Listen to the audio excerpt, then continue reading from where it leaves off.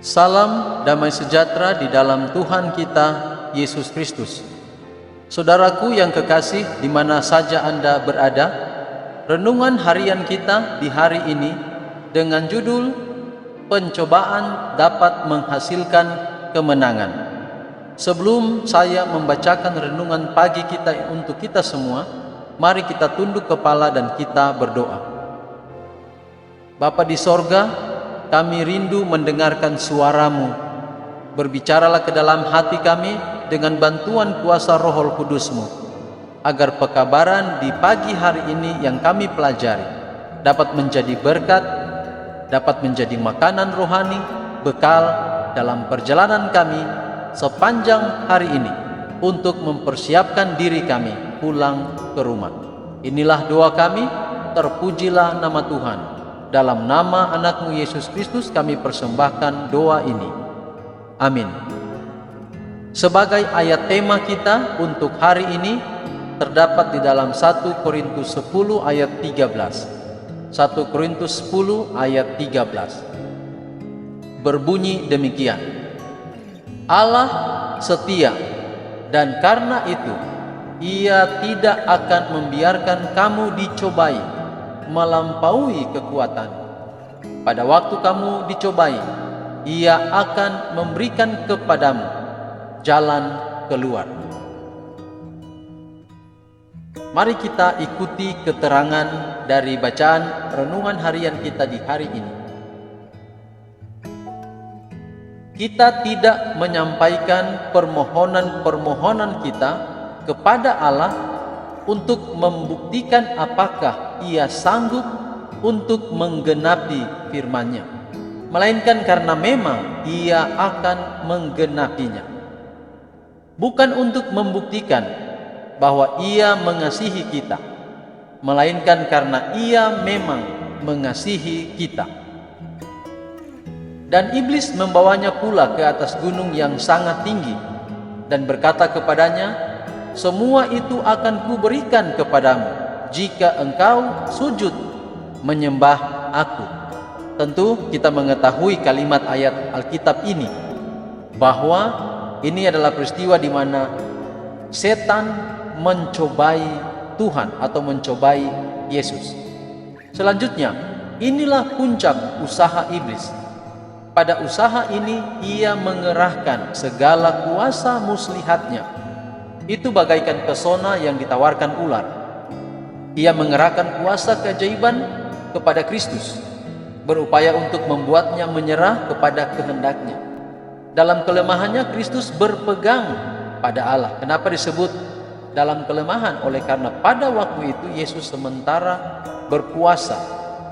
Keilahian memancarui kemanusiaan. Kristus berdiri dan nyata sebagai panglima surga, dan firman-Nya adalah firman dari pribadi yang mempunyai segala kuasa. Enyahlah iblis, ini kata Yesus, sebab ada tertulis, engkau harus menyembah Tuhan Allahmu, dan hanya kepada Dia sajalah engkau berbakti. Itu kata Yesus kepada iblis. Iblis telah meragukan apakah Kristus adalah anak Allah. Ketika pada akhirnya ia diusir, ia telah membuktikan bahwa ia tidak dapat menyangkal hal itu. Ia tidak mempunyai kuasa untuk menolak perintah itu. Menggeliat oleh kehinaan dan kemarahannya, ia dipaksa untuk enyah dari hadapan penebus dunia ini. Kemenangan Kristus adalah sempurna, sama dengan sempurnanya kegagalan Adam. Kristus mengetahui tahun-tahun yang panjang dari pertentangan yang akan datang antara umat manusia dengan musuh mereka yang lihai itu. Ialah tempat perlindungan bagi semua orang yang ketika diserang pencobaan berseru kepadanya. Pencobaan dan kesukaran akan menimpa kita, tetapi jangan pernah kita mau dikalahkan oleh musuh itu. Juru selamat kita telah menang demi kepentingan kita. Iblis bukannya tak terkalahkan. Hari demi hari ia bertemu dengan orang-orang yang ada dalam kesukaran, berusaha oleh kelicikannya untuk berkuasa atas mereka. Kuasa dakwaannya sangat hebat, dan dalam hal inilah ia mendapatkan kemenangan lebih daripada cara yang lainnya. Kristus telah dicobai, sehingga ia bisa mengetahui bagaimana cara menolong setiap jiwa yang akan dicobai setelah itu. Pencobaan bukan dosa. Dosa terjadi jika kita menyerah. Kepada jiwa yang percaya yang bersandar pada Yesus, pencobaan membawa kepada kemenangan serta kekuatan yang lebih besar. Kristus siap sedia mengampuni setiap orang yang datang kepadanya, mengakui dosa-dosa mereka, syukur kepada Allah. Kita mempunyai imam besar yang telah merasakan kelemahan-kelemahan kita. Karena sebagaimana kita, ia juga telah dicobai dalam segala hal. Ellen White dalam buku Kemenangan Abadi, halaman 282 hingga 283. Sekali lagi renungan pagi kita hari ini mengajak kita untuk yakin, untuk percaya pada Yesus yang menolong kita melewati setiap pencobaan-pencobaan dengan sebuah kemenangan. Kalau Yesus pernah menang di dalam pencobaan yang diberikan oleh setan, maka kita juga akan menang oleh karena Yesus berada di pihak kita.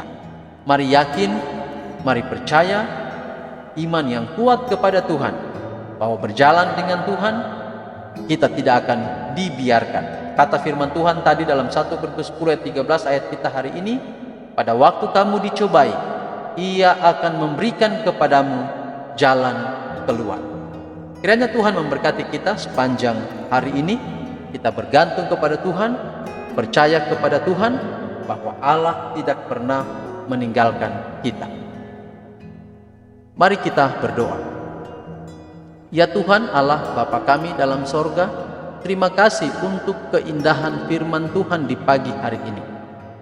Betapa bergizi, betapa enak roti hidup yang kami nikmati di pagi hari ini. Biarlah dapat menjadi satu kekuatan sepanjang kami melewati hari yang kami tidak mengetahui, yang penuh dengan rahasia. Tapi kami yakin apabila pencobaan datang, Allah tidak pernah meninggalkan kami. Tuntunan kasih-Mu ajaib akan pelihara kami sepanjang hari ini. Apapun pergumulan kami hadapi, Allah ada di sana. Hamba berdoa menyerahkan pendengar dimanapun berada, dalam setiap tugas dan semua aktivitas. Di dalam wabah virus corona sementara kami tinggal di rumah, tetapi apa yang kami lakukan sepanjang hari ini, berkenanlah kiranya Allah memberkati. Berkati setiap pekerjaan kami, setiap usaha mata pencarian kami, apa saja yang kami lakukan kerjakan dapat membawa berkat dalam kehidupan kami. Memberkati hari ini apabila ada yang sakit, memberkati apabila ada yang sukacita karena hari ulang tahun.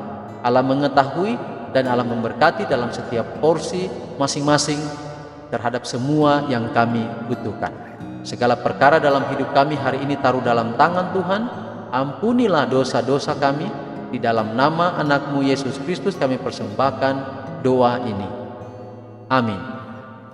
Demikian renungan harian kita pada pagi hari ini. Tuhan memberkati kita dan Tuhan memberkati, melancarkan semua yang kita akan hadapi sepanjang hari ini. Dan ingat, jangan pernah jauh dari Tuhan, selalu datang dekat kepadanya. Shalom.